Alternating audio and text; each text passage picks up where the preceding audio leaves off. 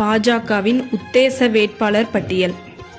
சாத்தூர் தொகுதியில் நயினார் நாகேந்திரன், கோவை வடக்கு தொகுதியில் வானதி சீனிவாசன், மதுரை தெற்கு தொகுதியில் ராம சீனிவாசன், கந்தர்வக்கோட்டை தொகுதியில் புரட்சி கவிதாசன், திருப்பத்தூர் தொகுதியில் ராமேஸ்வரன், புதுக்கோட்டை தொகுதியில் முருகானந்தம் ஆகியோர் போட்டியிட வாய்ப்புள்ளது.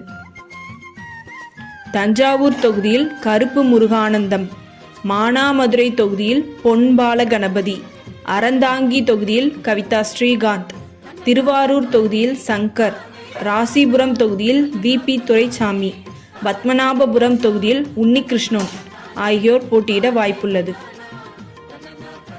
நாகர்கோவில் தொகுதியில் MR காந்தி, ராதாபுரம் தொகுதியில் பாலகிருஷ்ணன், திருச்செந்தூர் தொகுதியில் KRM ராதாகிருஷ்ணன், மொடக்குறிச்சி தொகுதியில் காயத்ரி, ஆவடி தொகுதியில் அஸ்வின், திருவண்ணாமலை தொகுதியில் அஸ்வாத்தமன் ஆகியோர் போட்டியிட வாய்ப்புள்ளது.